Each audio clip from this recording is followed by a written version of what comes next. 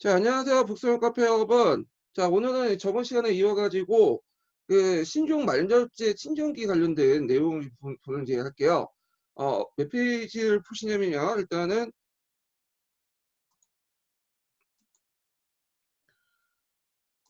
서브노트를 이제 펴시고요. 서브노트 548페이지 펴보세요. 자, 신종 만력제 친전기 관련된 내용인데 신종은 어릴 때 즉위했기 때문에 한 10년 동안은 그 앞에 이제 장거정이 이제 통치를 했어요. 근데 이제 그 장거정이 이제 뭐냐면 이제 물려 죽고 나서 곧바로 이제 친정에 들어가게 되는데요. 자, 이 신정은 그 정치에 별 관심이 없었어요. 그 사람이 이제 예전에 얘기했지만 무덤이나 자기 무덤 만드는 데나 여자 이런 데 관심이 있었지. 그래서 정치를 거의 뭐 한간들이나 내각에 맡겨놨어. 그러다 보니까 개판이었어요. 거기다가 그 사람이 좀 뭐냐면 돈을 쓰기가 좀 그 재정 지출 같은 것들을 잘 안 했거든요.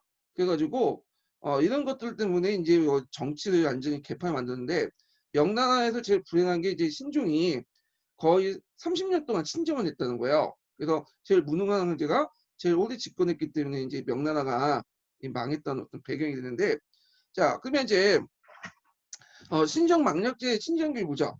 자, 신종이 즉위하자 이제 곧바로 그 내각이나 한관들이 집권을 하게 되고요. 그래서 이제 종전에 장거정의 혁신 정치가 폐지돼요.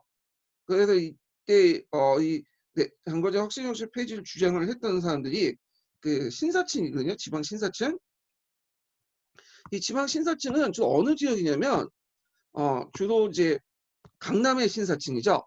강남의 신사층이 그 주장을 하게 돼요. 자, 그들 입장에 볼 때는 왜 이걸 주장하냐면 그 당시 이제 장거정이 주로 어디를 이제 뭐냐면 타켓으로 해가지고 그 개혁을 했냐면 강남을 타켓으로 개혁을 했어요. 자, 그렇기 때문에 강남의 이제 신사들 입장에 볼 때는 많이 뜯겼거든요. 그러다 보니까 이제 그에 대한 반발이 많을 수밖에 없겠죠. 그래서 이제 장거정의 어떤 개혁 정책에 반대를 하게 되고 그다음에 지방 신사층이 주장을 했던 것이 뭐냐면 분권 공치학.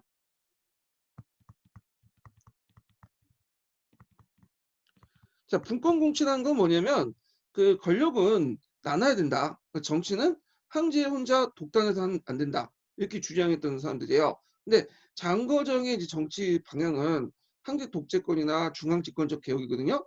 그러니까 이게 지방 신사층의 어떤 생각과 너무 달랐던 거죠. 자, 그래서 이제 그거에 대해서 장거정의 어떤 전제 정치에 대해서 굉장히 반대하면서 이 장거정 혁신 정치가 여러 개혁들이 하나하나 폐기돼요. 일촉즉발 제어거든요. 자, 거기다가 이제 신종 때는 3대 외정이 있었어. 예. 그래갖고 이제 만력제 때, 이 신종이 이제 만력제라고 하죠. 예, 그때 만력이라는 연호 사용인데, 몽골 부관의 보바이 반란이 있었고요. 그 다음에 우리나라와 관련된 임진왜란이 있었고, 그 다음에 양령에 이제 반란이 있었는데, 여기 좀 눈여겨볼 게 이제 요 임진왜란, 우리나라와 관련돼 있죠. 예. 신종은 재정을 많이 쓰는 걸 안 좋아했어요. 돈 쓰는 걸 별로 안 좋아해. 자기 그 무덤 만드냐고. 근데 의외로 그 한국의 문제, 조선의 문제에 되게 관심이 많았어요. 그래서 그 임진왜란이 일어날 때 조선에 대해서 적극적으로 지원을 해줬거든요.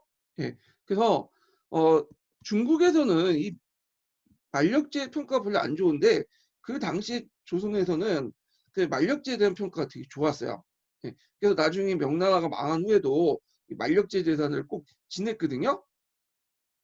자, 그러면 이렇게 3대 외정으로 해가지고 그 돈이 재정이 상당히 많이 들어가죠. 예. 그래서 이제 그때 이제 그 장거정이 그 아니 그때 이제 정부에서 이제 뭐냐면 이 재정을 메꾸기 위해서 뭘 이제 부과했냐면 강세를 부과했어. 강세. 강세 또는 상세를 부과했어요. 예, 이걸 근데 강세 또는 상세는 뭐냐 하면 그 당시 이제 은이 주요 화폐였잖아요. 그러니까 은강산 개발이 많았는데 이 은강산 개발을 할 때 세금을 부과하거나 그 다음에 이제 또 그 상인들 있죠. 상인들에게 세금을 부과하거나 이런 이제 정책들을 했어요. 특히 상세 같은 경우에는 어디에 이제 주로 부과했냐? 강남 지역에 부과를 했죠. 그래가지고 이제 뭐 직용해방 같은 것들이 일어나죠.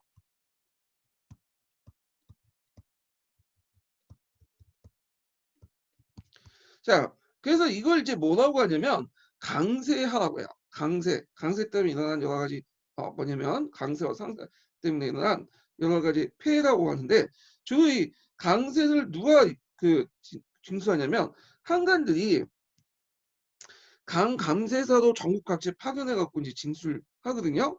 자, 그러면서 이제 이에 대해서 전국 각지에 반란이 났고 거기에 농민, 도시민, 항신계층, 신사계층까지 가담해서 반강 한간 운동이 이제 전국적으로 전개되었다. 특히 어디에서 집중적으로 전개되냐면 강남 지역에 집중적으로 전개되었죠. 자, 그러면 이제 당진 격화와 독립국사 운동을 이제 볼게요. 자, 명나라 때는 당쟁이 일어났어요. 예. 말로는 분당이라고 하지만 실제로 당쟁이죠. 당파 싸움이에요. 그래서 신종 때, 그러니까 장거정 사후에 그 당시 독립파들은 뒤에 이제 좀 설명했지만 하여튼 독립파들, 반내각파와 그 다음에 내각파 간의 어떤 다툼이 있었고요.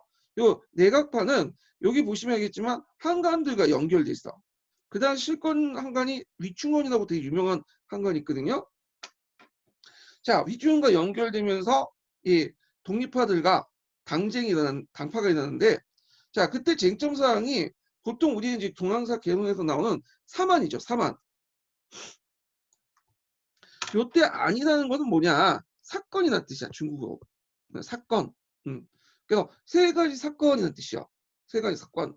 그래서 우리가 이제 뒤에 근현대사 나올 때 교환이라는 게 있죠. 교환. 교환. 교환은 이제 교회 때문에 일어나는 거잖아요. 그래서 교회에 대한 사건을 우리가 교환이라고 하죠. 자, 그거 이제 연결시켜서 좀 보세요. 자, 그러면 쟁점 사항이 뭐냐면 항태자 책봉 문제. 그 한강 파근에 의해서 강세와 상세 징수. 그 다음에 사만 이렇게 있는데 일단 항태자 책봉 문제하고 요 사만은 연결돼 있어요. 예. 그럼 이게 무슨 내용이냐? 이걸 좀 보면 자, 여기 이제 이걸 좀 설명하기 위해서 432페이지 잠깐 펴볼게요. 기출문제.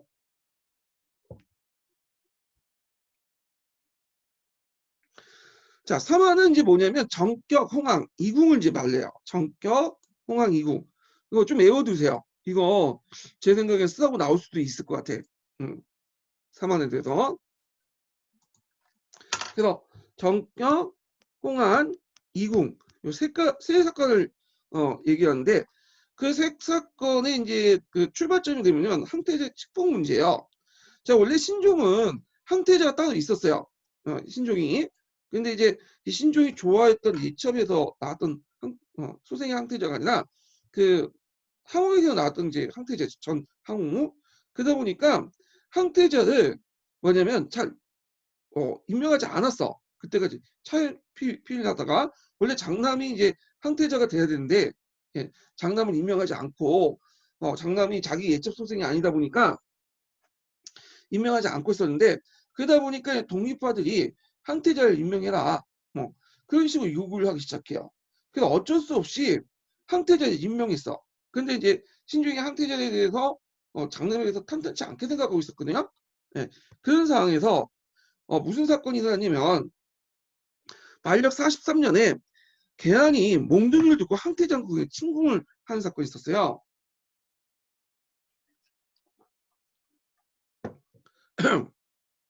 그걸 뭐라고 하냐면 정격안이라고 해요. 정격안.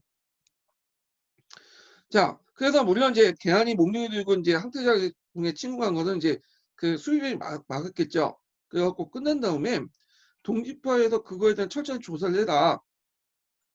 그래서 주동자를 엄벌에 처하자 이렇게 했는데 황제는 비독립파의 주장대로 단순 사건으로 우발 사건으로 처리해버린 거야. 예. 오히려 이걸 계기로 해서 독립파를 제거를 시켰죠. 자, 그 후에 이제 신종이 죽고 나서 그 문제가 됐던 항태자가 즉위 되죠. 이 항태자를 주상락이라고 하는 사람인데 이 사람이 뭐냐면 강종 태청제가 돼요. 강정은 이제 원래 번역하고 이지는 않고 있어갖고 홍루시 홍루시성이라는 그 이가장이라는 사람이 그 붉은 한약을 갖다 바쳤거든요. 근데 이거 먹고 고프가 죽은 거야. 물론 이것 때문에 죽었는지 뭐 다른 요인에 죽었는지 그건 정확히 밝혀지지 않았어요. 근데 이게 때마침 이거 먹고 죽으니까 자, 이 사건을 뭐라고 하냐면 홍한안이라고 해요. 홍한안. 붉은 한약을 먹고 죽었다. 그 다음에 강종이 죽으니까 그 뒤에 이제 그 강종의 아들이었던 그 어린 아들이 이제 즉위하게 되는데 이게 누구냐면 시종이에요. 시종. 청계자라고 하죠. 근데 이 사람이 좀 나이가 어리다 보니까 그 유무인 그 이선씨라는 여관은 하고 좀 뭐냐면 정서적으로 심리적으로 많이 기댔나 봐요. 그래갖고 이때 이선씨라는 여관하고 황제가 같이 이제 건축국에서 동굴을 냈어. 그러니까 독립파 관료들이 이들의 동굴 반대하니까 그 황제는 그거에 대해서 이제 계속 나는 이선씨하고 살겠다. 그렇게 이제 징징대고 그래서 이제 독립파 관료들이 사람들 시켜가지고 이선씨를 그 벌궁 옮겼어요. 그 정치 간섭을 못하도록 했어. 이게 이제 궁을 옮겼다 해갖고 이궁왕이라고 해요. 그래서 이렇게 정격한, 홍한한, 이궁왕 요 사망과 그 다음에 주상락을 황태자로 빨리 임명하는 그 황태자 책봉 문제 요 세 개가 거쳐가지고 뭐냐면 그 당쟁이 있었다. 이렇게 좀 기억을 해두시면 되고요. 황태자 책봉 문제를 또 뭐라고 하냐면 황태자는 국가의 근본이죠. 그게 국보 문제다. 국보 문제. 이렇게 이제 연결시켜서 보시면 돼요. 참고로 우리가 이제 이때 어떤 시대였냐면 그 선조 때였거든요. 선조 때 임진왜란이 있었잖아요. 임진왜란. 그때 이제 임진왜란에서 누가 크게 하락했죠. 분조수 강해군이 하락했죠. 그래서 이제 그때 이제 임진왜란 떠날 때 강해군을 이제 책봉을 했거든요. 선조도 강해군을 그렇게 못마땅하게 생각했는데 일단은 뭐 책봉 그 강해군밖에 없으니까 책봉을 했죠. 자, 그리고 나서 이제 뭐냐면 뒤에 영창대군이 태어난 거죠. 그래서 이제 강해군은 이제 세자도 책봉을 했으면 그 중국에서 인정을 해줘야 되는데 중국에서 세자 책봉을 해줘야 되는데 중국에서 이 강해군의 그 세자 책봉을 미루고 있었어 계속. 그래서 그렇다고 중국이 강해군을 별로 안 좋아했냐? 그건 상당히 기록에 보면 중국에서 강해군을 되게 높게 평가했거든요. 근데 왜 강해군을 이제 그 세자 책봉을 믿었냐면 그때 당쟁의 제일 중요한 문제가 국뽕 문제였잖아요. 그래서 그때 황제가 그 장남인 주상락을 임명하지 않고 자기 애첩 소색을 임명하려고 막 눈치 보고 있었거든요. 그래서 신라들 때문에는 강해군을 책봉을 할 경우에는 서자가 책봉되는 거잖아. 그러면 똑같이 이걸 이제 핑계로 해갖고 그 당시 그 신종이 서자를 책봉할 수 있다. 자기 애첩을 자식을 책봉할 수 있다니까 그걸 이제 믿었던 거야 막 그 실무진에서. 그러다가 이제 신종이 그 당시 황태자를 책봉하니까 그제서야 이제 강해군을 이제 책봉하게 되는 그런 이제 배경이 있었어요. 이렇게 책봉한 사건이었는데 자, 하여튼 이런 것들이 당장의 쟁점이 되었다. 이렇게 기억을 해두시고요. 자, 그러면 독립운동을 볼게요. 독립운동. 자, 여기 보면 대개 이제 독립파들이 이제 있는데 이때 독립파들이 유교적 도덕을 바탕으로 이때 유교적 도덕이라는 것은 성리학적 어떤 가치관이죠. 특히 분권 공치, 우리말로는 공치주의죠. 자, 바탕으로 하고 있는 반면에 내각파들은 한강과 연결돼서 주로 이제 그 정치를 주로 하여 이를 대항했다. 한강과 개인적 인맥을 통해서 정치를 주로 했던 거죠. 자, 내각파는 한간의 위충호가 결탁함으로써 독립당의 대탄압을 했고 그러다 보니까 조정은 한강과 연결된 한강파들이 또 일색을 했어요. 자, 거기다 또 내각파 안에서도 자기끼리 또 싸움이 일어나가지고 뭐냐면 그 분당이 또 생겼어. 당파가. 자, 그리고 독립탕압에 이제 반발 소주에서 민중들이 자발적으로 개독의 변을 일으켰다. 예. 개독이라는 변은 개독의 변이 뭐냐면 자 개독의 변은 그 황제가 이제 뭐냐면 그 조칙을 내릴 때 그걸 대행하는 사람이 이제 가가지고 조칙을 읽거든요. 그때 황제의 조칙을 읽는 그 뭐냐면 의식을 개독이라고 해요. 개독. 그때 이제 그 독립파의 한 관료가 중앙에 있는 독립파의 한 관료가 자기 동네 그 소주로 그 기양을 갔었어요. 쫓겨났었죠. 그래서 황제가 이 사람을 잡아서 죽이려고 그 한간을 파견했어. 그래서 한간이 개독을 이제 하고 나서 황제 명령을 집행하려고 했는데 그때 그 소주 시민들이 그걸 보고 나서 그 독립파 관료들을 옹호하면서 시위를 벌이게 돼요. 그러면서 이제 사건이 일어나게 되거든요. 폭동이 일어나고 이게 개독개변이에요. 예. 자, 그럼 개독개변의 의미는 뭐냐? 소주민들 입장 올 때는 그 당시 집권 그 상류치였던 독립파 관료들과 자기는 상관이 없는 사람이야. 그런데도 불구하고 독립파 관료의 어떤 그 문제를 가지고 소주민들이 봉기를 했다. 이건 어떤 의미가 있냐? 일단 그 당시 강남 신사층들이 민중들과 결합을 하고 있었다. 왜냐면 강남 신사들이 그 당시 외쳤던 그런 그 강남의 이권 보호 이런 것들이 민중들의 이해관계하고 일치하고 있었다는 거죠. 예. 그리고 강남 신사들의 어떤 영향력이 상당히 민중들에게 컸다. 이런 것들을 이제 볼 수가 있고 그 당시 민중들은 그 당시 그 정부의 어떤 그 강압정책, 강세를 부과하고 상세를 부과하는 것에 대한 반발들이 상당히 많았고 그러다 보니까 강남 신사들을 지지할 수밖에 없었고요. 강남 신사의 문제가 그러니까 신사층의 문제가 독립파의 문제가 자기 문제가 된 거야. 그러다 보니까 개혁의 변 때 강남 신사 그 독립파 처벌에 대해서 반대를 했던 거죠. 예. 자 이런 거와 연결시켜서 보시면 될 것 같아요. 자, 그러면 그 당시 문제가 됐던 강세와 상세에 관련된 내용을 한번 또 볼게요. 요 관련돼서. 자, 주제, 기출문제 잠깐 볼게요. 아니, 동영상 심화자료요.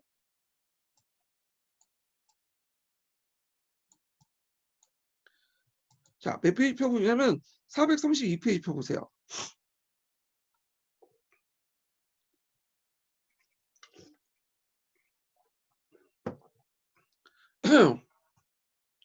자, 그때 이제 강세와 상세 반대 운동이 나는데 그 내용을 보면 그 만력 3대정 그러니까 세 가지 원전과 대규모 궁정의 종용으로 예, 재정이 고갈되니까 신종 중기 때 한간을 파견해서 상세와 강세를 징수했고요.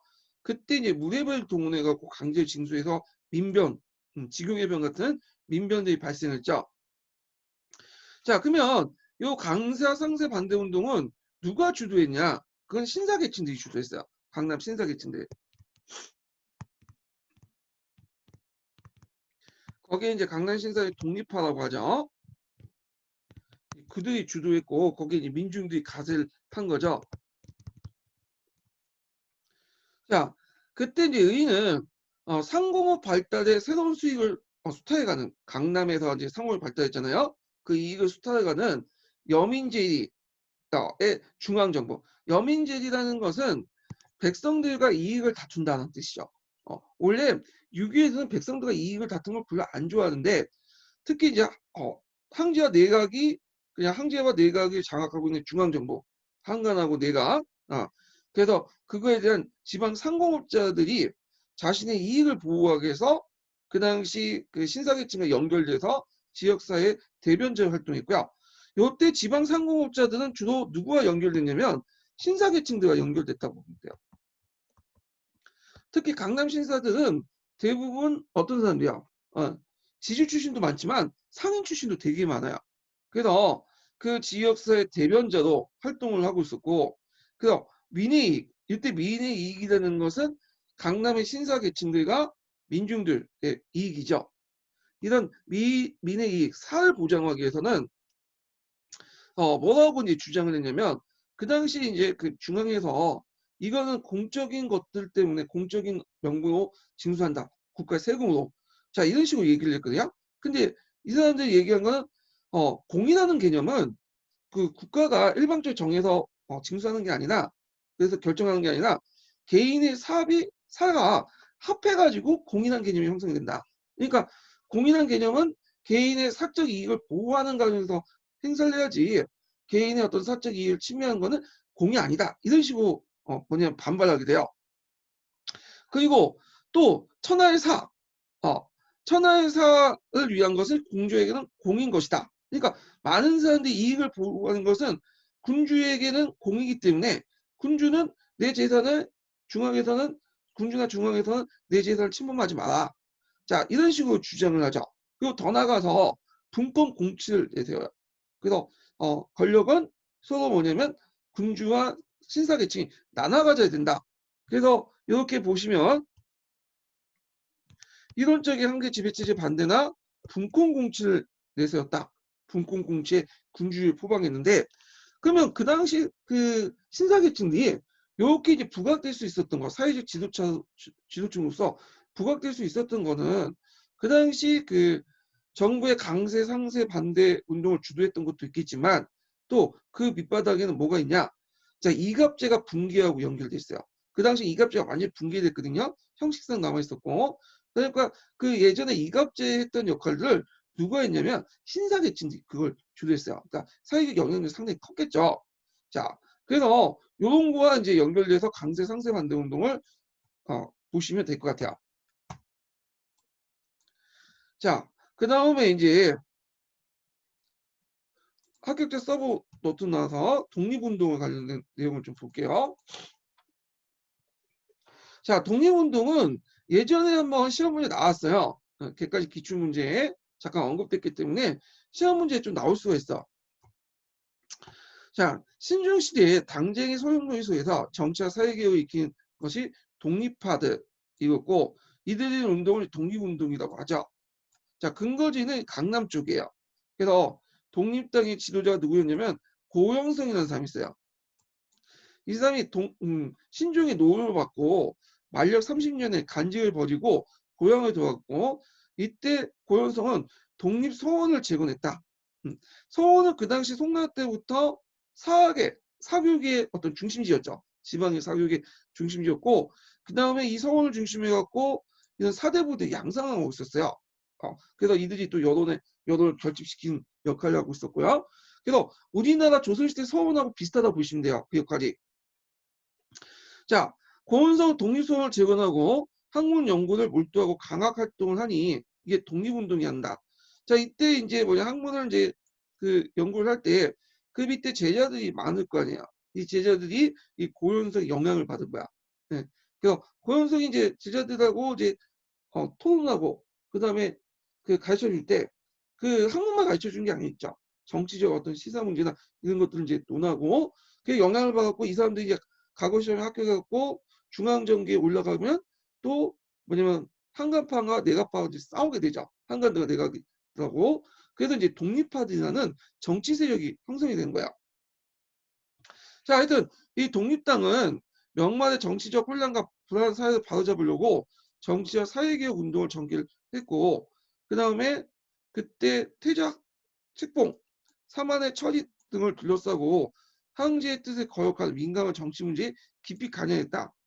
자, 이거는 좁게 보면 한간의 정행과 내각 집권파의 파멸적인 정치 반대 운동을 벌였고 넓게 보면 이갑제 붕괴 과정에서 초래된 사회적 경제적 위기, 특히 이제 이갑제가 붕괴되면서 이갑제가 했던 역할들을 이제 누군가 해야 되겠죠. 그리고 또 이갑제 붕괴 과정이 단순히 이갑제란 조직이 붕괴된 게 아니라 뒤에 얘기했지만 사회경제 변화와 관련돼 있어. 그래서 이런 것들은 이제 뭐냐면 그 해결하고 수습을 해야 될 거아니에요. 그것들이 이제 뭐냐면 정치투쟁과 연결돼서 이제 같이 진행이 됐고요. 그들이 뭐냐면 반대했던 것은 이론적인 황제 지배체를 반대했고 분권공치주의를 포방했다. 이렇게 이제 보시면 돼요.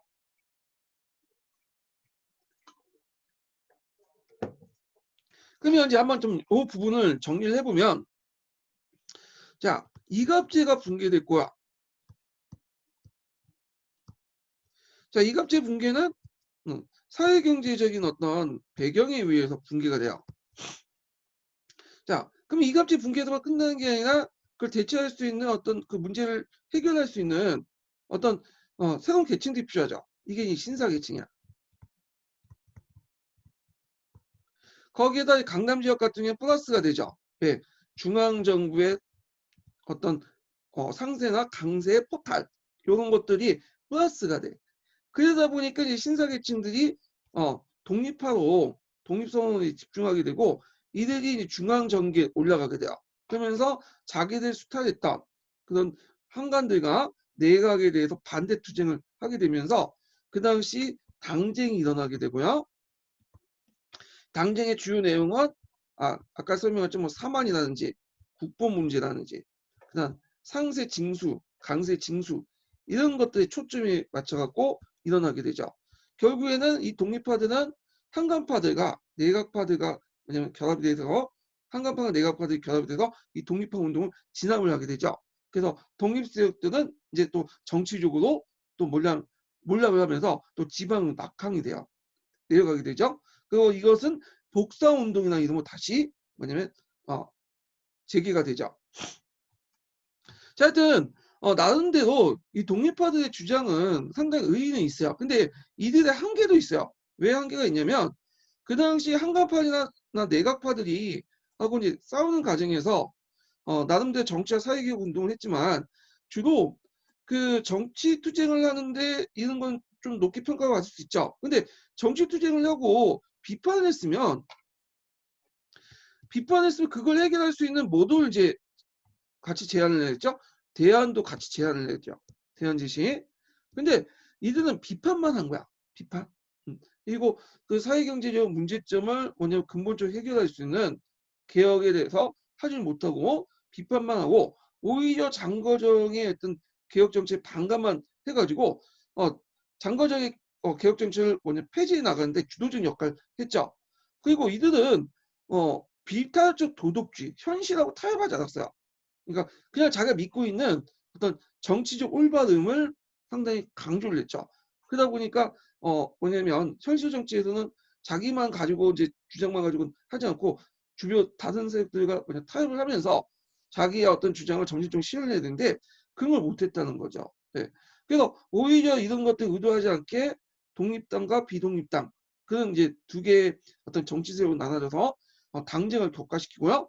이런 것들이 명제국의 멸망을 촉진시키는데 영향을 줬다. 이렇게 보시면 돼요. 그리고 나중에 남명 정권 아래에서도 정신 못 차리고 또 당파가 형성돼. 그래서 지네끼리 치고받고 싸워. 저기 바로 앞에 있는데도 불구하고 적정 분열을 일으키는 거죠. 그냥. 예. 자, 그러면 독립운동을 개선한 것이 뭐냐면 복사운동이에요. 이거 복사운동도 당연히 강남을 중심으로 이제 했겠죠. 자, 복사운동은 강남을 중심으로 제야 세력들이 정치활동을 이제 했는데 이 복사운동의 좀 특징이 뭐냐면 앞에 독립운동은 좀 약간 신사계층 중에서도 현직관리나 퇴직관리 등 좀 상위권 그 사람들이 상층 사람들이 주도를 했어요. 근데 복사운동은 좀 하층 신사들이 주도를 한 거야. 이들은 이제 주로 그 생원들이나 학교에 이제 그 있는 배우는 학생들이나 아니면 뭐 잘해봤자 거인 그 정도 급이죠. 그래서 이들은 간직 진출보다는 그냥 서원에 틀어박혀서 공부를 하면서 거기를 중심으로 해가지고 했던 것이 복사운동인데요. 복사는 유교적 도덕의 실천을 내세운 서원과 달리 고학 부운동을 이제 했어요. 정치적인 어떤 목적을 내세운 건 아니고 표면적으로 그러니까 예전에 학문을 연구하고 그다음에 과거 시험을 이제 준비한다. 뭐 이런 목적으로 이제 만나서 이제 모임을 가진 거죠. 그래서 처음에는 독서인들을 모여 문장을 발표하고 과거 시험 답안을 출판하면서 단순히 문장 토론에 그쳤다가 차츰 이제 인물 평가라든지 정치 문제에 대해서 여론을 형성하게 돼요. 그래서 정치색을 띠게 된 거죠. 자, 독립당이 주로 관료 집단의 활동을 이제 한 반면에 그래서 관료 집단들은 주로 이제 여러 가지 뭐 공무원 신분도 있고 자기가 관료다 보니까 밑바닥 민심을 뭐 주도하는데 좀 한계가 있겠죠. 근데 복사 같은 경우에는 좀 급이 약간 떨어지는 신사계층들, 하층 신사계층들이기 때문에 그들은 이제 지방의 하급 신사, 세원, 독서인 이들이 절대 다수였고 이들은 문장 연구를 명분을 내고 공동의 사를 이제 모임을 조직하고 통일된 집단 행동을 취하면서 독립당의 어떤 정치 운동을 계승했다. 그래서 이 복사 운동 이렇게 연결시켜 보시면 될 것 같아요. 자, 그러면 그 독립과 복사 운동의 의미를 좀 볼게요. 자, 요건 이제 아까 했던 것들을 이제 정리한 건데 동양사 심화 자료를 좀 볼게요. 자, 그 독립화와 이제 복사 운동의 의미 보면 일단 중국의 강남 지역을 무대로 전개되었고 이갑 체제가 하체 가운데 항촌의 신사를 중심으로 항촌 질서를 유지하는 데 있었고 자기 절제와 공의의 실현을 주장했다. 공의라는 공적 이익이죠. 물론 그 자기들도 이제 사적인 이익을 추구하겠지만 이 사적 이익을 뭘로 포장한 거야? 공익으로 포장을 한 거야. 예. 그래서 이제 이런 식으로 이제 뭐냐면 부각이 됐다. 이런 운동의 의미가. 그래서 이제 요 내용이 이제 1236번 6기에 있는데 또 강자중국서에 있는 내용이에요. 한번 보시고요. 자,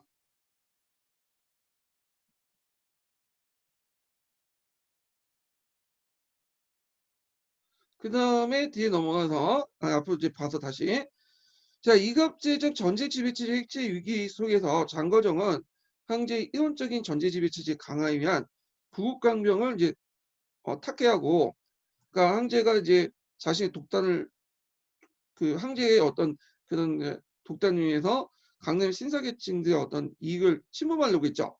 자, 그리고 이걸 통해서 내었던 게 부국강병 이런 것들이었는데 이걸 이제 비판하면서 독립복사는 황춘의 공론과 이익을 보장하는 분권 공치의 정치 주장을 통해서 이런 것들이 상황을 해결하고 있다. 그래서 독립봉사는 이제 강남의 어떤 신사계층의 여론을 반영해서 너희 혼자 정치를 하지 말고 황제가 독단하지 말고 신사계층과 같이 정치를 해야 된다. 그리고 사회 이익은 공의 이익은 우리 이익과 삽치할 때 이익이 되는 거지 황제의 어떤 이익이 공적 이익이 아니다. 뭐 이런 식으로 비판했던 것이다. 이렇게 보시면 되고요. 그리고 아까 얘기한 독립과 복사는 기반 사회적 기반이 동일해요. 강남이라는 사회적 기반이 동일하다. 이렇게 보시면 될 것 같아요. 자, 그러면 그 명말 이제 어떤 농민 반란 관련된 내용을 볼게요. 명의 이제 그 에서는 그 명나라 중기 때부터 농민 반란이 많이 나왔어요. 자, 농민 반란이 이제 배경을 뒤에 좀 설명하겠지만 여기에서는 이제 농민 반란 자체만 보면요. 하나가 두문치의 난이 있어. 두문치의 난. 두문치의 난인데 이 두문치의 난은 이제 그 명나라 중기 때 일어난 반란이거든요. 네. 명나라 때 중기 때 일어났던 반란이고요. 이거 왜 일어났냐면 그 당시 이제 그 복권 지역에서 일어났는데요. 복권 지역에서 그 당시 이제 소작인들이 그 지주들의 압박을 많이 받으니까 들고 일어난 거야. 예. 그래가지고 그때 이제 그 드문치의 난을 중심으로 해갖고 일어났는데 이 그 드문치의 난은 이제 어떤 의미가 있냐? 최초의 소작인 폭동이야. 소작인 폭동. 뭐 폭동이라는 말은 좀 그렇고 봉기, 모중도 이거 좀 기억을 해주세요. 한의 중에 그 드문치의 난의 의의에 나와 있으니까 이거 좀 기억을 해주시는 게 좋을 것 같아. 예.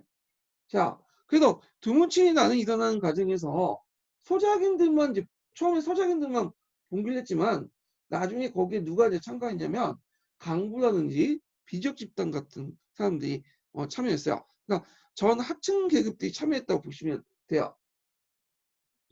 자, 그 다음에 개척농민의 난이라는 평양의 난이 있고요. 예, 평양의 난.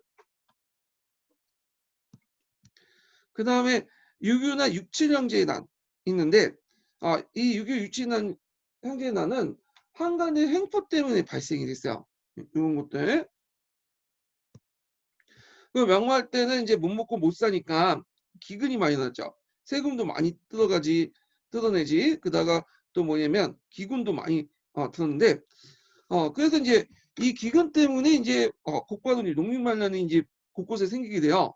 그러면서 그 당시 이자성 외에도 여러 농민반란이 뭐냐면 형성이 됐죠. 그래서 그 당시 이자성을 외에도 여러 농민반란이 일어났고요. 그들이 모여서 또 회의도 개최하고 그래요. 반란 수괴들이 모여서.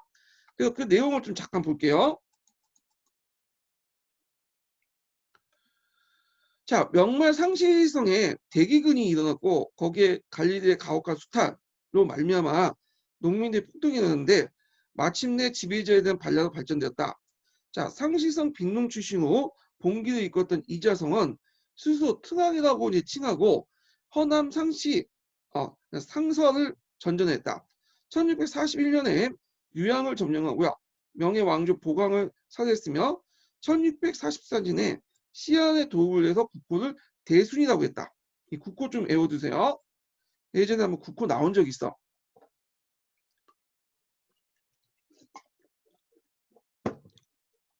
자, 이 명예수도 베이징을 쳐들어갔죠.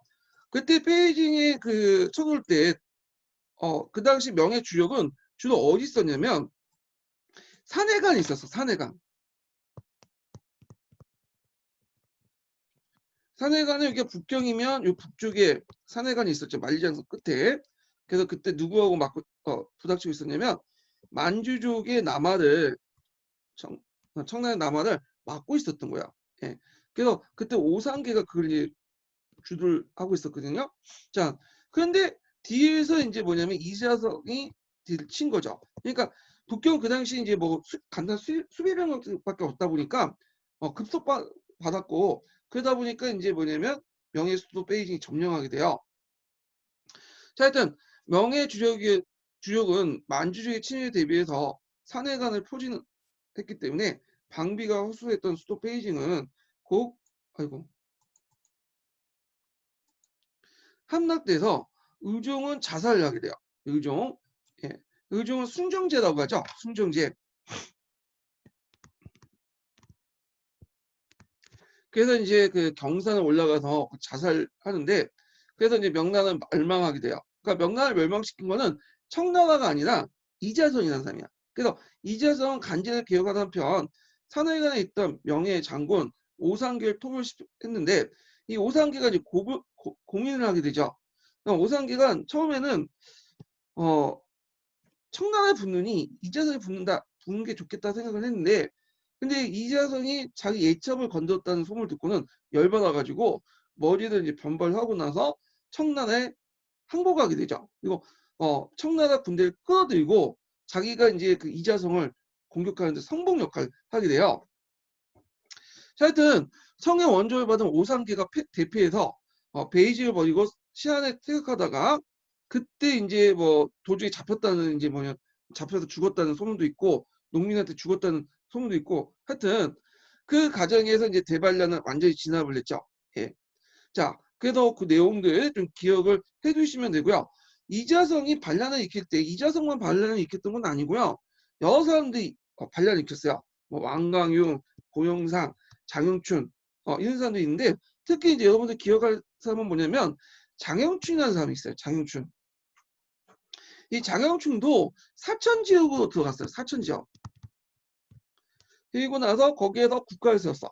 자기 나름대로 국가를 세우고 뭐냐면 했는데 이 사람이 또 되게 유명한 게 뭐냐 거기에서 국가 세우고 이제 가만히 있었으면 되는데 그때 이제 뭐 과거 시험을 본다고 자기 나름대로 그 수도인 성도로 그 신사계층들 사천시 지역의 신사계층들을 오라고 이제 해놓고는 거기 온 그 사천 시민들 사천 신사들을 다 때려서 죽여버렸어요. 예. 그리고 벌 이유도 없는 것들 이제 이유도 없이 뭐냐면 많은 사람들 죽였어. 그래서 그때 사천의 인구가 급격하게 감소했다고 그래요. 근데 이제 이게 실제인지 아닌지 지금도 논란이 많지만 하여튼 그 당시 장혁준이 많은 사람을 죽였다.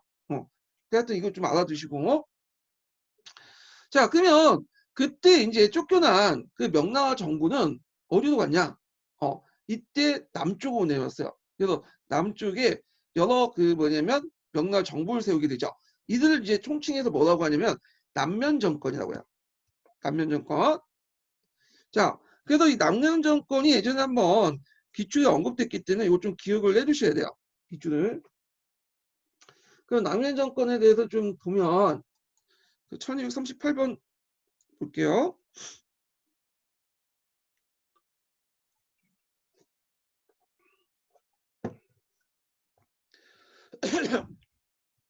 자, 청이 북경에 들어와서 명을 계승하여 전국 중국을 통치하겠다고 포고하니까, 왜냐면 청 입장 때는 이제 명나라가 쌓았지만 명을 멸망시킨 건 아니죠. 자기가 명을 멸망시킨 이자성을 쫓아냈잖아요. 그러다 보니까 이제 정통성 확보하기 위해서 우리가 명나라의 계승자다. 그러면서 명나라 그 황제였던 마지막 어떤 숭정제 제사도 지내주고 그래서 이제 전국을 명나라 그 계승자이기 때문에 명나라 영토는 우리 것이다. 이런 식으로 선포를 한 거죠. 그래서 각지의 농민 반란 한인들이 이에 대해서 저항했다. 이에 이제 청나라는 대표적인 농민 반란 집단인 이자성과 장영춘 군을 이제 추격해 개멸시키고요. 그리고 이제 강남에서 이제 명예 장당이 있었는데 이들이 이제 뭐 복항이라든지 노항이라든지 당항이라든지 그런 식으로 이제 뭐냐면 나름대로 명나라 항시를 찾아서 낙면 정권을 세웠어요. 근데 이 세력들을 이제 각계 격파했어. 근데 이 세력들이 각기 낙명 정권들이 분열돼 있었고 그 낙명 정권 안에서도 정신 못 차려 자기들끼리 또 뭐 독립하니 비독립하니 하면서 또 당쟁을 이제 벌이고 있었어요. 그래서 그 당시 이제 그 농민반란군 장단과 연합한 영락제의 마지막 낙명 정권이 멸망을 시켰어요. 1662년. 그래서 중국 본토 안에 조직적인 어떤 저항 세력들을 제거시켰다. 이렇게 이제 보시면 돼요. 이때 이제 낙명 정권을 도와줬던 세력들 중에 하나가 뭐냐면 뒤에 이제 그 대만으로 들어간 정송공이라는 사람이 있어요. 정송공. 정송공이라는 사람은 낙명 정권하고 이제 뭐냐면 연합해서 어디를 공격했냐면 그다음 청나라의 지배하에 있었던 남경을 공격을 했어요. 물론 이제 남경을 공격해서 포위만 하고 곧바로 이제 청나라군이 반격해서 그러니까 포위만을 이제 풀고 물러났지만 하여튼 그것이 이제 나중에 이제 청나라한테 큰 충격을 준 거야. 그래서 이제 이걸 사건을 계기로 해서 강남 신사를 한번 조져야 되겠다. 그래가지고 강남 신사의 어떤 탄압에 들어가요. 물론 이제 이 탄압 정책은 이제 곧바로 이제 계속 지속된 건 아니지만 해외 정책도 이제 같이 했지만 자 하여튼 이 정성공이 남경을 공격하고 나서 이제 물러나고 나서 이제 중국 본토에서 활동을 못하니까 어디로 들어갔죠? 대만으로 들어갔죠. 그래서 대만의 네덜란드 세력들이 몰아내고 거기에 장악을 한 다음에 거기에 이제 독자적인 왕국을 만들었죠. 예. 근데 그 왕국이 나중에 강희제 때 토벌돼요. 정성공 손자 때 들어와서. 자, 하여튼 그렇게 이제 좀 파악을 해두시고 자, 그래서 이제 요 내용들이 예전에 13년 기출문제에 나왔으니까 좀 기억을 해주세요. 그래서 명나라 멸망과 관련된 내용이 예전에 시험 문제에 나왔어요. 자, 그러면 관련된 내용들을 그 기출문제를 한번 풀어볼게요.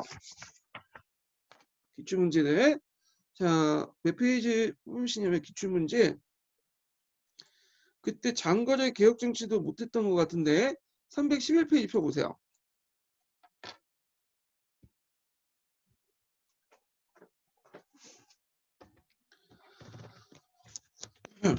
자, 가상이 나타난 배경을 대교육의 측면에서 설명하시오. 그리고 기획과 같은 사항을 가져온 재정개혁의 어떤 그 배경을 가와 관련돼서 구체적으로 기술하고 이 개혁의 내용이 그 개혁의 내용이 기획 같은 상황에서 재정개혁의 배경을 가와 관련되어 구체적으로 기술하고 그 개혁의 내용과 결과를 당시 조세제도 운영의 문제점을 중심으로 상수하시오.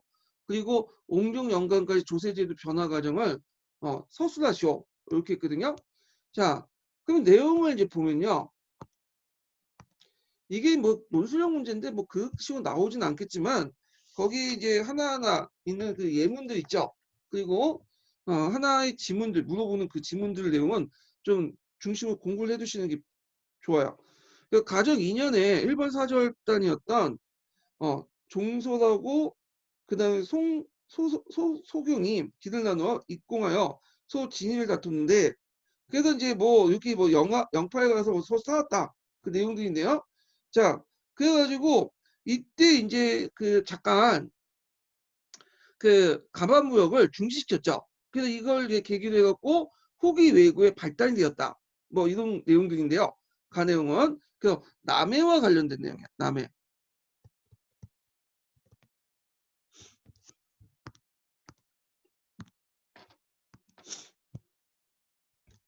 자, 그다음 가장 30년에 그 당시 선부나 대동에서 마시를 열었는데 또 알탁한이 와갖고 노각질하고 마시가 열리면 또 뭐냐면 또 노각질하고 뭐 이렇게 이제 있어. 그러니까 마시를 이제 열었지만 그 부족 간에 어떤 합의가 돼 있지 않다 보니까 어떤 부족과 합의해서 마시를 열면 다른 부족이 와서 마시를 털고 그리고 또 낙타하고 그 문제점이 있었나 봐요.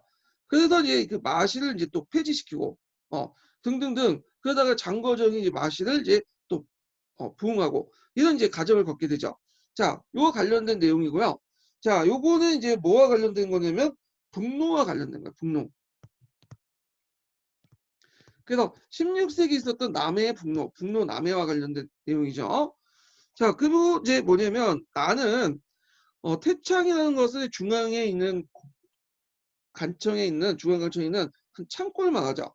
태창의 곡식 가득하여 10년을 지탱하고 남을 정도 되었고 자, 그 앞에 그렇게 가능했던 것이 이러한 개혁이 추진의 결과인데 자, 이러한 개혁이라는 거는 뭐죠? 장거정의 개혁이죠.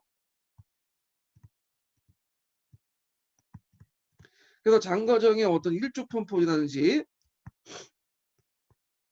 재정개혁 이런 것들을 이제 얘기를 한 거야. 자, 그래서 이제 요거 내용인데요. 자, 그러면 이제 문제랑 한 개 연결시켜 보면요. 가상이 나타난 배경을 대교육 측면에서 쓰시오. 이거는 뭐와 연결돼서 할까요? 가방무역의 폐지 이거와 연결시켜서 서술하시면 되고요. 자세한 내용은 제가 기출문제 분석에 이제 적어놨으니까 그 참조하시고요.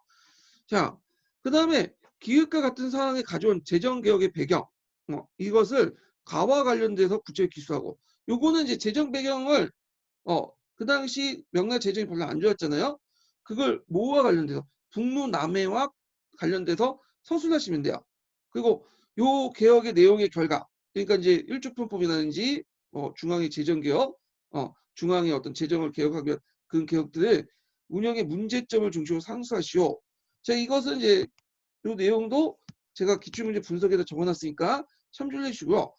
그리고 이후에 옹정연간, 옹정연간은 뭘 실시했던 거죠? 지정은제 실시했던 거죠. 지정은제. 이 지정은제 조세제도 변화 과정을 서술하시오. 이렇게 했거든요. 그러니까 1조 편법부터 지정은제, 요 안에 그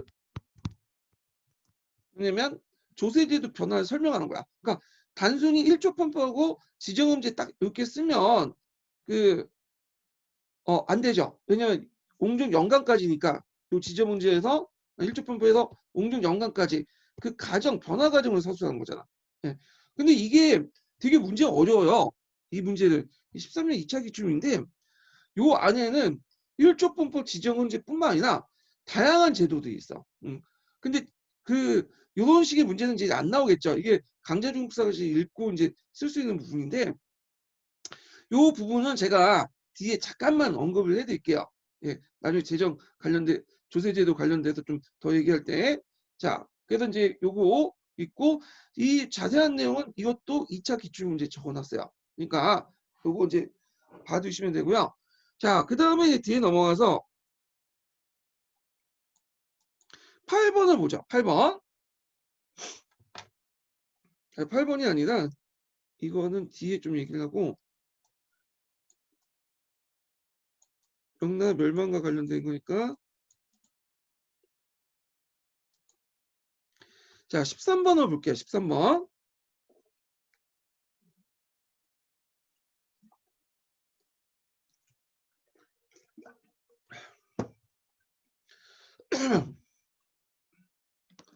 제가 약을 좀 먹었는데 목이 너무 쉬어갖고 약을 먹었는데 좀 괜찮아지려고 하다가 또 이게 또 안 되네요. 약을 더 먹어야 되겠을 것 같아. 자, 그러면 이제 문제를 이제 풀어보면요. 자, 강군이 유적을 토벌하지 못하고 단군 3977년, 이게 아마 한국 사람이 쓴 것 같은데, 그 북경성을 함락하고 의종이 스스로 목을 메어 순국했다. 순정제이죠. 이에 이제 명나라 장군이었던 오상계가 동북을 발흥했던 그 만주족의 익시가다 씨는 이제 그 누르와치, 그 청나라의 그 성이죠. 익시가다. 그래서 지원을 얻어 이자성을 토벌했다. 그러나 그 만주인들이 마침내 명왕실을 대신하여 진화를 차지하고, 진화는 중국의 의미야. 중국. 원래 진화란 말을 별로 중국 사람들 별로 안 좋아해요. 왜냐면 일본 애들이 어찌 전하라는 좀 약간 중국을 비하하기 위해서 표현한 건데, 자, 하여튼 이는 앞문에서 호랑이를 물리치고 뒷문에서 사자를 받아들이는 경우이다. 결국 명이 멸망하고 무려 17대 277년간 독립하였다. 자, 명이 멸망했으니 무려 17대 277년간 독립하였다.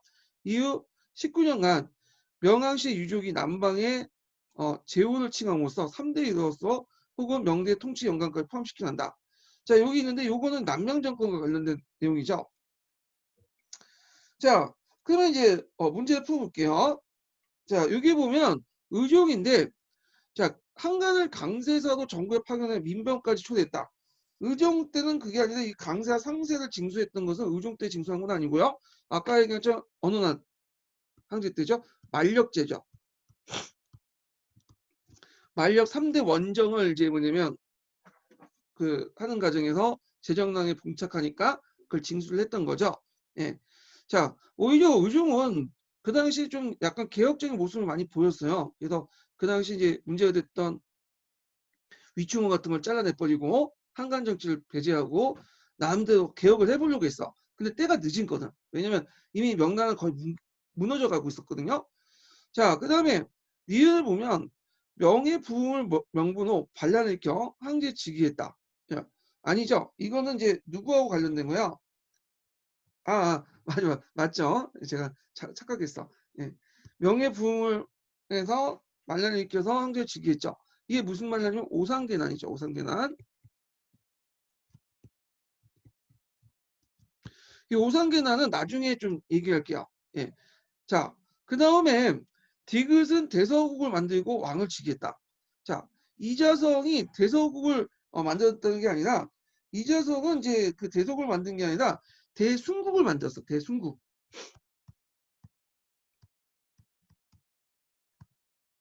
이 대순국을 만들고 대서국을 만든 사람은 이제 사창의 장영충이라는 사람이야. 예. 장영충이라는 사람이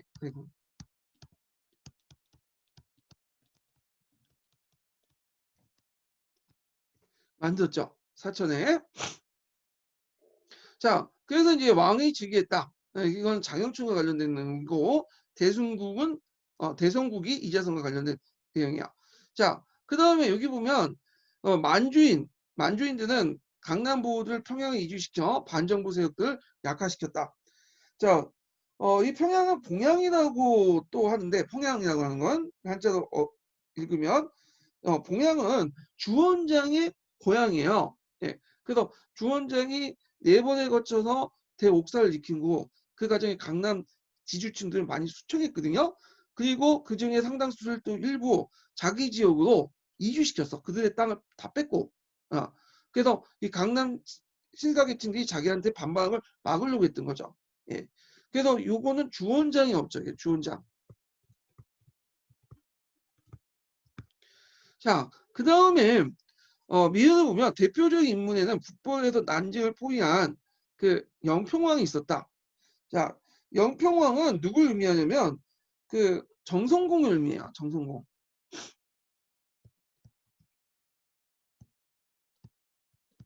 정성공은 반청 활동을 펼쳤죠. 자, 근데 여기에서 물어보는 것은 미음 명나항시 유족이 남방에서 제후를 칭했다. 남명 정권이죠. 명나항족의 유족이야. 예, 여기. 근데 연평왕은 왕의 칭호를 받았지만 남명 정권부터 칭호를 받긴 했지만 이 사람이 그 명나항시 유족은 아니었어요. 이 사람은 예. 그래서 남명 정권을 도와줬던 사람이죠. 정성공은. 예. 그래서 요거는 틀려요. 그렇지만 이제 요게 좀 눈여겨볼 게 난징을 포위했다. 난경 포위 사건 좀 뭐냐면 기억을 해두세요.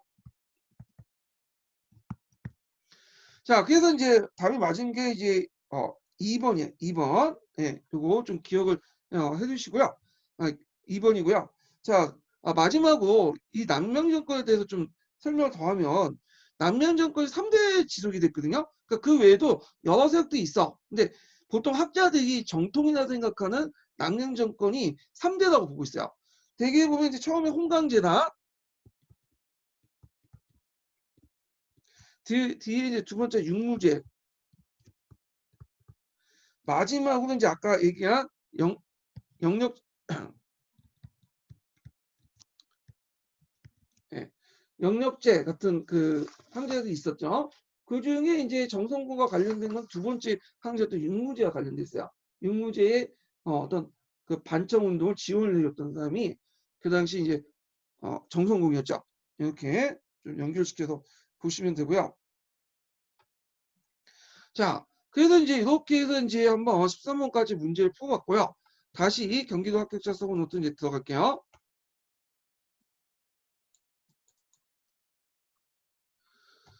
자, 여기 보면 이제 명대 이제 사회경제 부분을 넘어갈게요. 명대. 요걸 이제 보기 전에 이갑제라는 걸 이제 볼게요. 이갑제. 이갑제는 누가 만들었죠? 주원장이 만들었죠. 주원장. 주원장이 농민 출신이라고 했죠? 이 사람이 이제 그 뭐냐면 어떤 생각을 갖고 있었냐면 한나라 때 항촌사회, 전환시대 때 항촌사회를 부흥을 시키려고 했어요. 그래서 국가 간섭 없이 자치적으로 항촌 자치적으로 모든 일을 이제 뭐냐면 수행하는 그런 것들을 이제 뭐냐면 이상적인 어떤 모델로 삼고 만들었던 것이 이갑제예요. 그래서 이갑제에 이갑역이라는 1년에 부역을 또 부과를 하게 됐죠. 자, 그래서 목적을 보면 이갑제를 통해서 중앙의 행정명령을 농촌사회 깊숙이 침투시키고 세역의 효율적인 징수 및 총납공동체의 항촌질서를 유지하는 목적으로 실시했다. 이갑제. 이갑제 편성 방법을 볼게요. 자급자족인 가능한 110호를 하나의 니로 이제 편성하고요. 이때 니라는 것은 자연촌을 바탕으로 한 게 아니라 편호예요. 편호.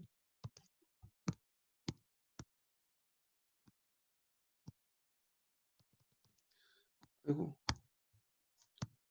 편호다. 네. 그리고 인정과 자산의 등급에 따라서 호등을 구분해서 그때 상위 15를 이장으로 하고요. 나머지 105를 갑수로 해요. 그래서 있고 나머지 이제 토지를 소유하지 못한 계층도 있죠. 이들을 이제 그 밑에다가 110호에다 붙여 기종호단 용모로. 그래서 이제 여기 보시면 이제 그래서 10개의 조직을 만들거든요. 10개의 이갑을 만드는데 그래서 한 명의 이장호와 10명의 갑수로 이렇게 구성됐어요. 이게 1팀이야. 여기에다가 기정호가 이제 플러스 되고 요게 이제 몇 개가 되는 거죠? 계산을 해보시면 115니까 10개가 만들어지는 거죠. 네. 그래서 이 10개가 1년 단위로 1, 2년 단위로 돌아가면서 뭘 맞냐? 정부가 부여한 이감력을 맞는 거예요. 자, 그러면 이제 잠깐 그 동영상 심화 교재를 보면요. 아트란사 중국사에 여기 있어요. 예, 이장호 그룹 해가지고 이렇게 있는데 자 여기 보시면 자 상위 10회호가 있어요. 이장호라고 하죠. 이장호 1, 2부터 해갖고 쭉 이렇게 부여해 10개 호가 구성되어 있고요. 그 다음에 갑수호를 보죠. 갑수호도 그 이제 10개 호로 10개 호로 구성되어 있죠. 100개 이렇게 호로 구성되어 있죠. 그 중에 이제 뭐냐면 이걸 10개로 나눠요. 값수호를. 그래서 값수호 하나당 10개가 구성된 거야. 10호가. 예. 그리고 이장호 하나와 값수 10호를 서로 결합해서 한 팀을 만들어요. 그러면 몇 개 팀이 나오고 있어요? 하나, 둘, 셋, 넷, 다섯 해서 이렇게 10개 팀이 나오겠죠. 그리고 나서 뭐냐면 그 밑에 이제 그 토지가 없는 기종호를 갖다 붙이는 거야. 네. 그래서 이들이 이제 그 순변제로 뭐냐면 돌아가면서 이갑 역을 담당하는 거죠. 자, 요 구조였던 거죠. 자, 그래서 그 이 주도층은 이장이고요. 아까 이갑이고 그 다음에 이제 인호인이라는 게 있어. 따로 인호인은 이민대 재판이나 여론의 대변하고 상호 부수를 지도하죠. 그러니까 간단한 재판들은 간에 개입 없이 경병제 같은 거 있죠. 이런 것들은 항촌 자체에서 그냥 알아서 하는 거야. 그러니까 우리식으로 따지면 그 모욕죄라든지 명예훼손죄 뭐 이런 등등 단순 폭행 이런 것들은 그냥 인호인들이 알아서 이제 뭐냐면 재판을 해갖고 처리해 버리는 거야. 다만 이제 중요한 이제 반역죄라든지 뭐 그런 것들은 중앙에서 하고요. 그 다음에 이제 그 강남 지역 같은 게 수신 시설이 필요하잖아요. 그래가지고 당장이라는 것들이 따로 뒀고 그 다음에 이장을 여기 이제 몇 개 수십 개 일을 통솔하는 좀 총괄자가 필요하죠. 그 양장을 뒀다. 예. 그래서 이들이 주도를 했다는 걸 좀 기억을 해두시면 돼요. 그래서 1241번 한번 읽어볼게요. 동양사 개론에 있는 내용인데요.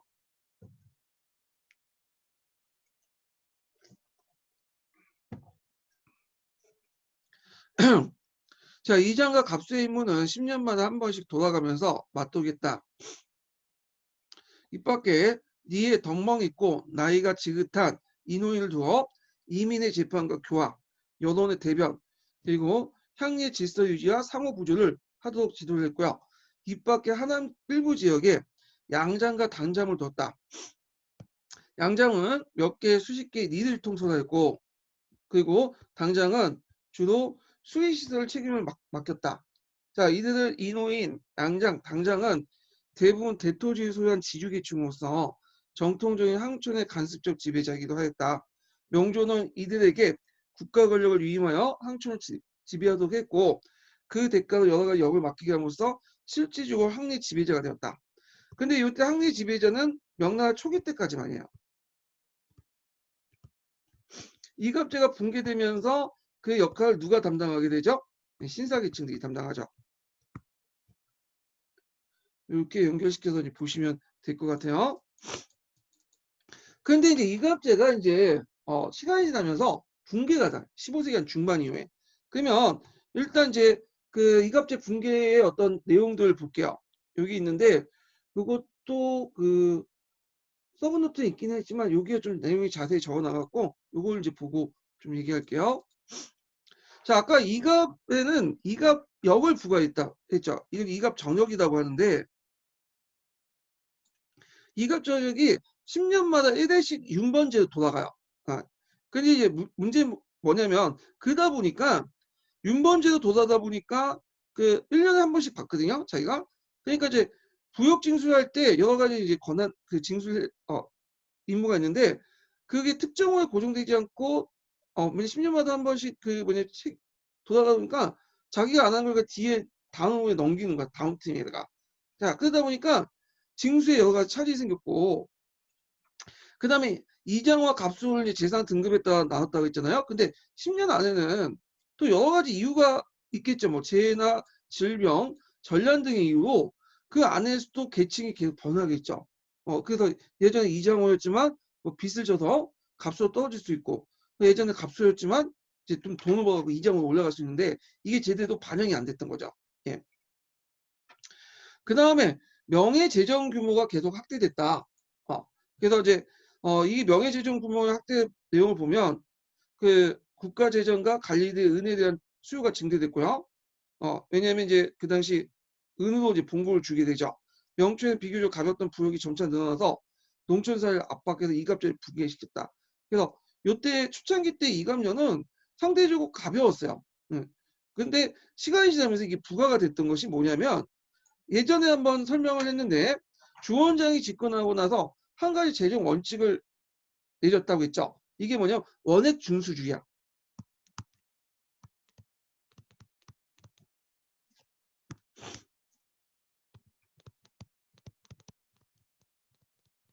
이 원액 준수주의는 뭐냐면 주원장이 정한 중앙 세제를 기준으로 해가지고 그 후에 항제들은 더 이상 그 안에서만 중앙 재정을 쓰지 나머지는 쓰지 마라. 더 늘려가지고 그걸 조치고 내렸어. 그러면 그 뒤에 항제들이 조치를 지켜야 될 거 아니야? 주원장이 내렸으니까. 근데 문제는 아까 얘기한 것처럼 이제 국가재정인가 관리된 은행 증대라든지 여러 가지 돈이 또 들어가. 그러니까 기존에 그 주원장이 그 정했던 중앙재정 가지고는 운영이 안 되는 거야. 그러다 보니까 이제 어떤 식으로 이제 운영이 된다고 하냐면 그 지방재정을 꺼다가 중앙재정을 이렇게 올리게 되죠. 그러다 보니까 지방재정이 고갈이 돼. 그러다 보니까 이 지방재정을 뭐냐면 메꾸려고 그 이갑 전역이나 잡역에 여러 가지 또 뭐냐면 세금을 부과하고 여러 가지 노동력을 또 부과해요. 등등. 그러다 보니까 처음에는 가벼운 부역들이 나중에는 이게 상당히 무거운 부역 바뀌게 된 거야. 자, 이런 것들이 세금 부담을 건드리지 못해서 이갑제가 붕괴되는 배경이 되었다. 그 과정에서 이제 신사층이 부각이 되는데 신사층들은 원래 조선 명나 초기 때는 소수에 불과했고 했는데 그 계층이 나중에는 힘이 커진 이유가 뭐냐면 이들에게는 무슨 특권이냐면 요역 면제 특권이 있어요. 이걸 뭐냐면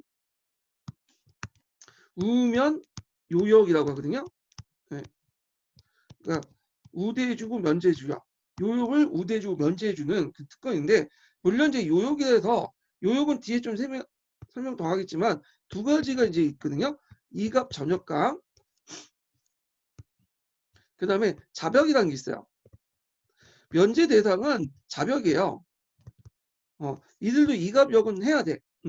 근데 시간이 지나면서 이갑역과 자벽이 은납화되죠. 여기 은납화해. 이걸 은차라고 해요. 은차. 그러면서 자연스럽게 원래는 이갑역과 자벽이 이게 분리돼 있었거든요. 이건 돈을 주고 하는 게 아니라 자기가 직접 하는 거기 때문에 분리돼 있었는데 이게 도노 때우다 보니까 이갑역과 자벽이 어느샌가 징수 편의상 그냥 같이 걷게 돼요. 네, 그냥. 원래는 자벽만 면제받았는데 이게 각계 들고 하나도 이제 통합해서 걷다 보니까 자벽은 이제 자연스럽게 이갑역이 통합이 돼 버린 거야. 그러면서 뭐 요 자벽의 면제 이 과정에서 자벽 면제 특급이 이갑역도 면제 특급으로 이렇게 간행상 굳어져 버린 거야. 그래서 원래는 이갑역과 자벽이 있는데 자벽만 면제받았는데 은납하는 과정에서 이갑역과 자벽이 통합이 되고요. 그러면서 자연스럽게 이갑역과 자벽 통합되면서 자벽 전체의 어떤 그 세금도 이제 뭐냐면 징술 세금도 이제 안 내게 되는 면제받는 그 특권을 누리게 되죠. 예. 그리고 그들이 이제 또 뭐냐 수가 늘어남으로써 15세기 중반에 이후에 수가 늘어나면서 그 이갑제를 대신하는 그 역할을 이제 신사계층들이 하게 됐다. 이렇게 좀 보시면 돼요.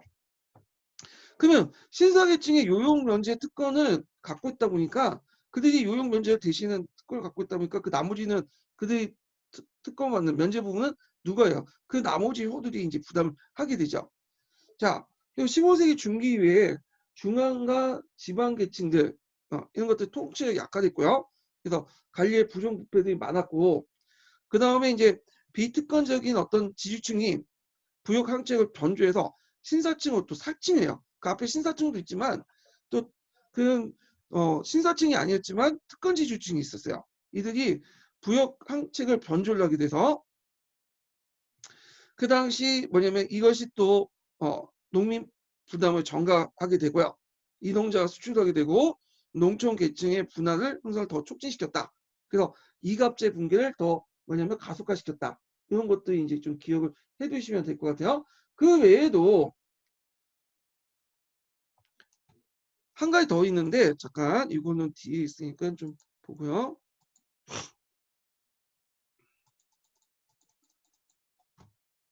자, 여기 두 가지가 좀 더 얘기를 할게요.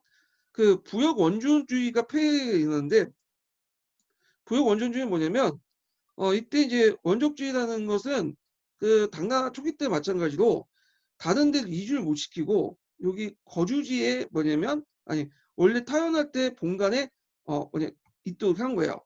자, 그런데 이제 문제는 명나라 때부터 그 갱민들이 발생을 하거든요. 갱민들은 다른 지역으로 이동하는 사람들 얘기해요. 그래서 이들은 조세 수치 대상에서 제외됐어. 그러다 보니까 이제 본토인만 세금을 더 부과하게 되죠. 그래서 이자공과 갑소 부담이 가중되고 그 과정에서 이제 무슨 말이 이제 나오게 되냐면 전호는 이중을 일체 면제받음으로써 소득은 전주의 4배이다. 이런 말들이 등장을 하게 돼요. 이 말은 뭐냐면 요때 전호라는 거는 전주는 요거는 갱민을 의미하고요. 전주라는 것은 이 토착인들 원래 살고 있었던 토착인들 얘기하는 거야. 자, 그래서 이제 이런 식으로 이제 뭐냐면 하다 보니까 자 토착인들 입장할 때는 거기 살 필요 없겠죠. 다른 지역 가면 갱민이 돼가지고 어떻게 면제 혜택을 받는데 그러다 보니까 유민이 더 많이 늘어나요. 그래서 인구가 계속 돌게 돼요. 인구의 대륙 형상이라고 하는데 이 부분은 나중에 좀 얘기를 할게요.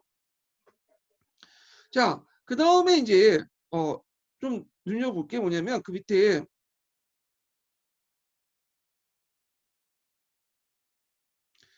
중앙과 지방의 통치력이 약화돼서 그 중부에서 토지와 호구에 대한 정확한 파악이 또 어렵게 됐다.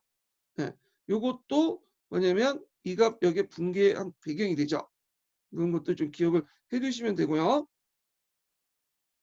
자, 그래서 이제 이렇게 내용을 이제 보시면 되고, 그리고 이제 참고로 여기에서 이제 이장이나 인원이나 비특권 지주와 손흥민은 신사와 우면의 탈세분을 책임져야 몰락을 했다. 그런데 또 한편으로 이 비특권적 지주인들 있죠. 지주계층 중에 일부는 아까 얘기했지만 부역 항책을 조작을 했어요. 그래서 이걸 조작을 했고 자기도 신사와 신사계층이 가지고 있는 우명과 탈세를 또 특권을 얻게 돼요. 그래서 이것도 비특권 지주층, 그러니까 부역 항책을 조작하지 않은 비특권 지주와 손흥민에 또 부과되면서 몰락을 더 가속화시켰다. 이런 것도 이제 두 가지로 해석을 하시면 될 것 같아요. 자, 그래서 이제 이렇게 이제 하니까 정부에선 이제 대안이 필요하죠. 이걸 해결할 수 있는 대안. 자, 어떤 대안들을 이제 제시했냐면 제일 문제가 됐던 것이 이제 그 명중기 때 유민이 발생했던 것이 원족주의죠. 이 원족주의를 이제 좀 완화하고 부분적으로 부족주의를 채택했어. 이 거주주의에 부과한 사람도 세금을 부과하도록 이제 만들었던 거죠. 자, 그래서 이제 현재 거주하고 있는 곳에 호적에 편입한 걸 허락했다. 그러니까 당나라의 가로 정책과 비슷한 그런 정책들 했고요. 그 다음에 이갑제가 이제 붕괴됐으니까 그걸 대신해서 항촌사회를 좀 약간 이갑제를 대신할 수 있는 역할이 필요했거든요. 항촌사회 한약이나 보갑제를 통해서 그 상호부조, 시한유지 이런 것들을 담당하겠다. 물론 이제 그렇게 큰 성과는 없었어요. 그 다음에 일족편법으로 이루어진 부역제도 개혁을 하려고 했다. 그래서 이제 10단법에서 이제 일족편법.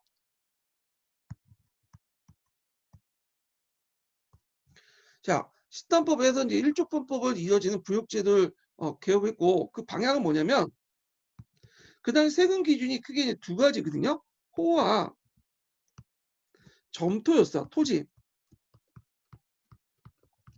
자, 호와 점토였는데 어느 쪽을 부과시키냐면 토지에 부과시키는 방향으로 통일시켜 나가요. 그러니까 호는 주로 이제 강북 지역에 주로 했던 거고 전토는 강남 지역을 이제 주로 세제였는데 그 당시 강북 세제와 강남 세제가 좀 약간 달랐거든요. 근데 이제 강남 세제 전토지를 부과하는 쪽으로 하게 되고 그 완성판이 뭐냐면 일족편법이에요. 그러니까 일족편법은 갑자기 튀어나오는 게 아니라 뭐냐면 그 과정에 여러 세제를 거쳐서 나온 거예요. 그래서 일족편법은 호와 전토 중에 어디에 더 하냐면 점토에 중심을 두죠. 예. 그래갖고 이렇게 이제 뭐냐면 일조분포로 바뀌었다. 그래서 지세, 호세로 두 개 종목을 걷죠. 그 중에 호세조차도 토지를 가지고 있는 사람이 거두니까 실제 토지의 기준을 한 거야.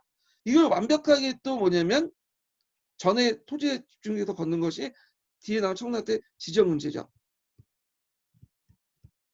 이 지정은제 안에서도 여러 또 세제 변화도 있어요. 예, 세제 변화. 요때는 완전히 전을 기준으로 한 거죠. 그러니까 일조분법에서 이 지정은제 사례는 여러 세제 변화가 같이 있었고, 그 다음에 이 일조분법 이전에도 여러 가지 세역 변화도 있었어요. 근데 예전 시험 문제 나왔던 것은 일조분법하고 지정은제 이렇게 그 둘 사이에 여기에서 여기까지의 그 처음과 끝을 잡고 요 중간 사이에서 또 어떤 변화도 있는가, 이런 것들을 이제 설명하는 문제가 나왔던 거예요.